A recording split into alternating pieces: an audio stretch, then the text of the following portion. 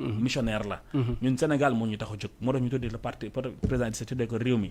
lépp luy intérêt Sénégal dañ ciy dugg. lu dul intérêt Sénégal kenn duñu ci gis. la preuve amul dara loo xamante ni nekkul intérêt Sénégal ngeen gis président di Seck wala waa parti réew mi lépp luy doxal réew mi ci la nekk lu ci doxal mosu ca nekk. ci réew moomu est-ce que réew mi. mu ngi ànd ak réew mi. waa réew mi bien sûr ñu ngi ànd ak réew mi. ok parce que partout au Sénégal am nañ fay militants. ba Fongolemi mi foo partout foo dem am nañ fa ay coordonnateurs am nañ fa ay responsables jeunes le parti réew mi est bien vivant c'est-à-dire l'appareil de réew mi est bien là au Sénégal même sur le plan international. est bien là est-ce que être là et maanaam être exister. boobu noonu est-ce que mu ngi ci seen leader d'une côté bu fekkee ne maanaam bi mu nekkee ci CSE ba tey. ana lan ngeen war a mën a dut baaraam ko ne. liggéey na ko ci réew mi wala def na ko des propositions bu ñeel askan wi. waaw donc mu ngi def ay propositions. comment parce que chaque fois. mu bu defee liggéeyam ba pare. dafay dem da koy jégbal comme ni ko yoon waxee. ki nga xamante ni mooy le président de la République. donc loolu yooyu noonu président da koy jël daal di koy. comme quoi maanaam ci wàllu si côté parti ban évolution ngeen si am. ci côté national ban évolution ngeen si am ci côté yekkuteel lan la loo xamante ne posturam bi mu nekk. sentir ngeen ko ne ci dëkk bi. commencé nañ ko teg bët ak yéen au sein de vous. waaw xam nga tey.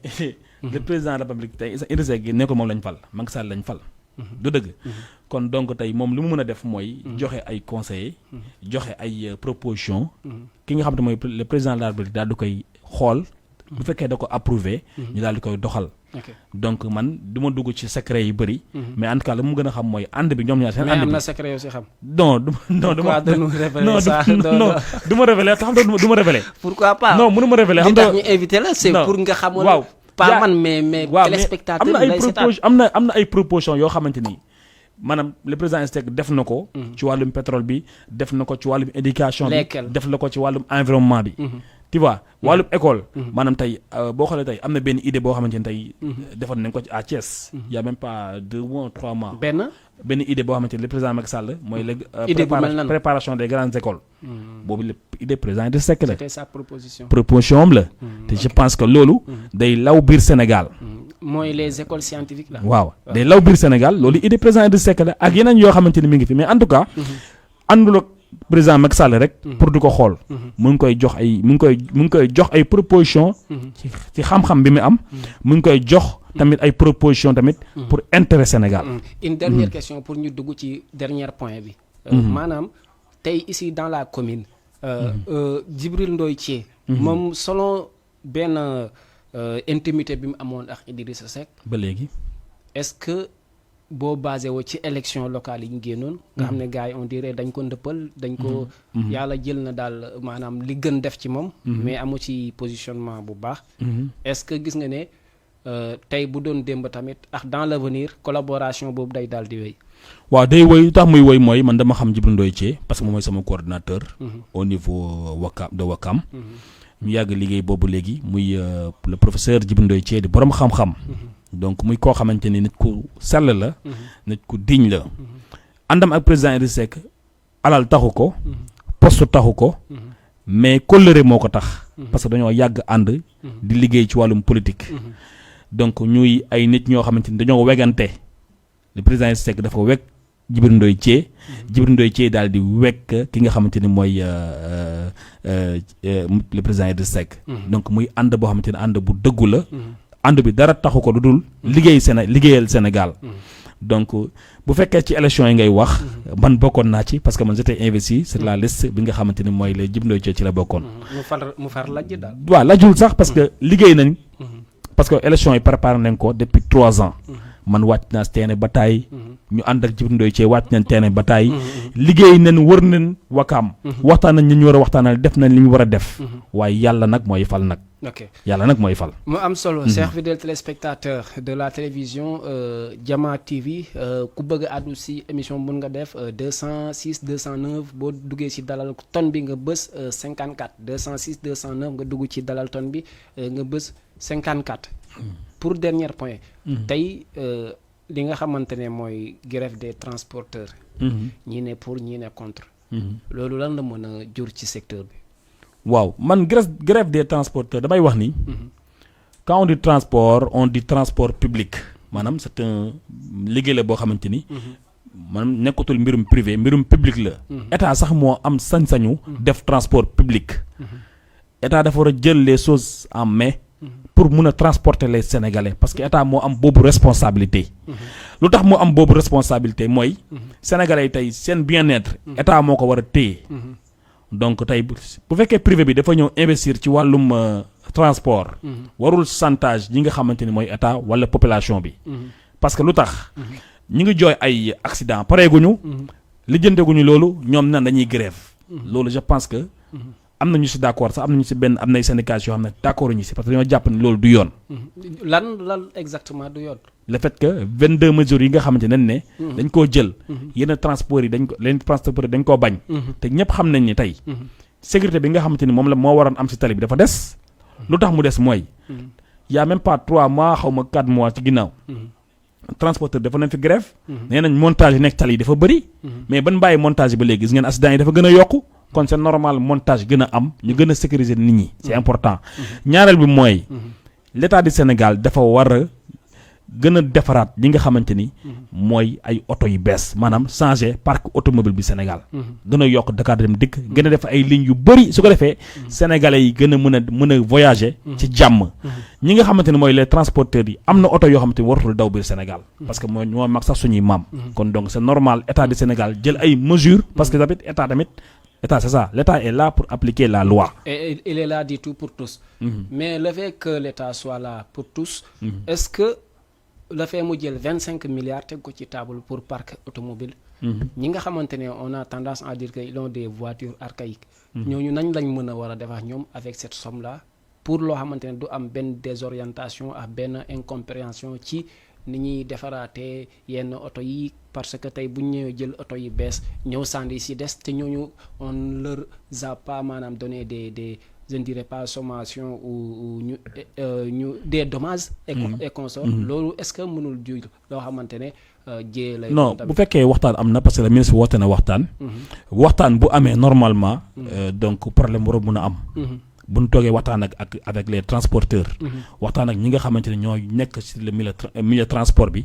je pense que solution war na mën a am. parce que ñoom ils sont organisés am na ay syndicats.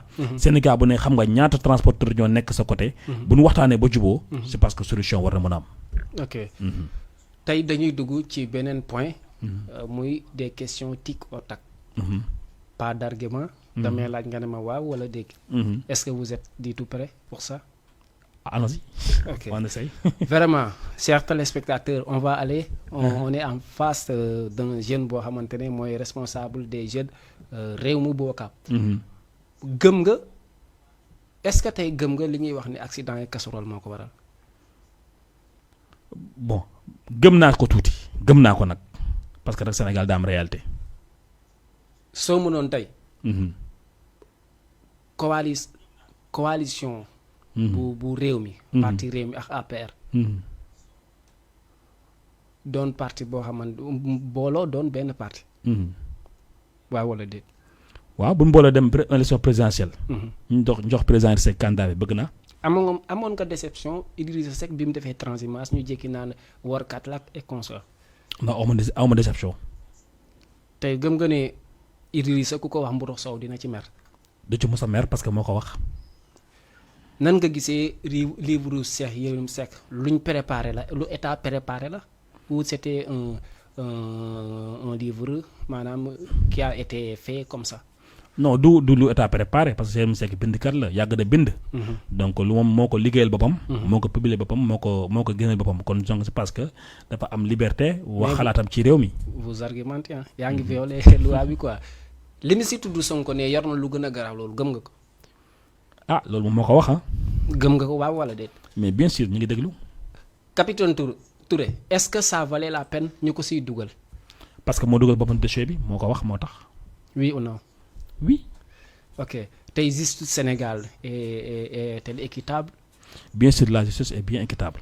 gëm nga ne Macky Sall mun na présenter wu 3e mandat te jiyee du am ci réew mi. man moom doxuma ci boobu maa ngi ci leneen.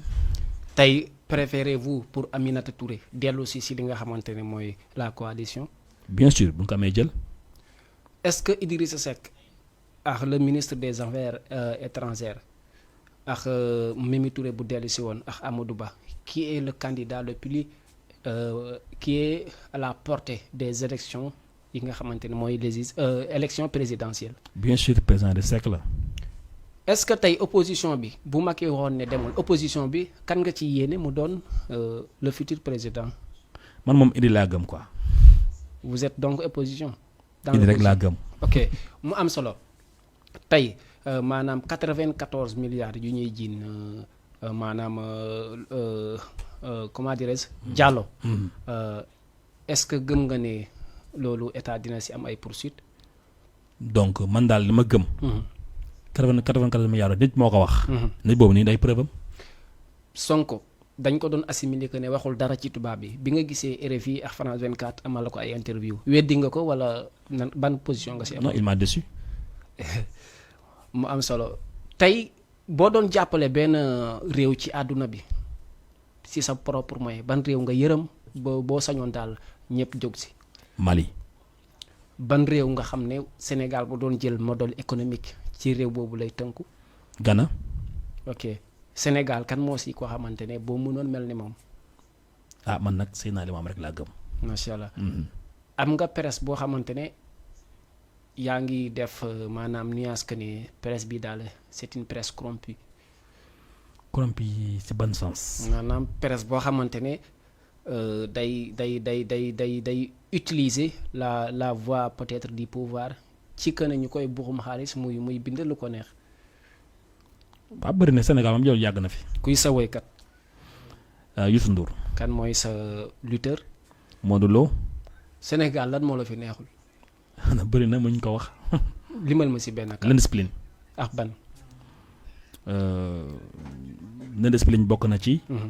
ak aussi tamit ñàkk set gi. ak ban. donc ñaar yooyu moom gën a marqué daal. tey ana lan loo xam ne boo tëddee ba guddi loolu mooy revenir ci sa maanaam xel bu ko defee nga ne ah rëccuma lu ma doonee sénégalais wala lii neex na ma ça m'a motivé d'être sénégalais. la fekk ma nekk taalibe Seydina Limamou. Wakaam li ñuy wax ne dafa am positionnement stratégique géographiquement parlant est-ce que gis nga ne exploité nañ ko. non des na lu bëri sax. yaa ngi rafetlu doxalinu maire bi fi ne ou pas. waaw jusqu'à présent ñu ngi observé mën nañu ko ñu wax dara parce que yàggu ko fi. Vraiment on avait un plaisir de vous avoir sur le plateau. muy Adama Laye Kane. di ki nga xamante ne moom mooy responsable des jeunes parti réew mi fii nii ci réewum Wakaam. tey lan mooy doon sa dernier mot ak looy tàggatoo ak bu fekkee vous avez quelque chose à annoncer. ce genre de choses. waaw di wax rek di que ñun jeunesse réew mi national man ci laa bokk sax. donc dañoo am activité bu ñuy def la 4 au niveau de Xaar Yàlla Grand Yoff. dañuy def don de sang. parce que gis nañu Sénégal vraiment. dinañ ko soxla ndax accident yi bëri na et puis tamit ñëpp ngi koy kaas kon donc ñun en tant que jeune dañuy mobiliser wu. invité ñëpp ñu ñëw maye seen i deret. beneen bi aussi maa ngi nuyu bu baax ki nga xamante ne mooy sama coordinateur Djibi Ndoye Thié. parce que tey li ma mel tey moom moo tax ma mel ko. donc di ko ñaanal yàlla defal ko jàmm defal ko sutura at xéwal. donc di remercier ñëpp ñi nga xamante ni. donc ñu ngi nekk Wakaam. te ñu liggéey ak man.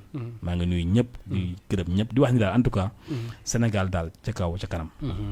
Merci chers fidèles téléspectateurs de la télévision Jama TV. On avait un grand plaisir de vous avoir sur le plateau. Adama Laye Kane di leen di jox dig daje ba ëllëg inshallah ci beneen numéro ci émission bi nga xamante ne moom mooy les échos du moment. Merci beaucoup et restez fidèles sur Jama TV.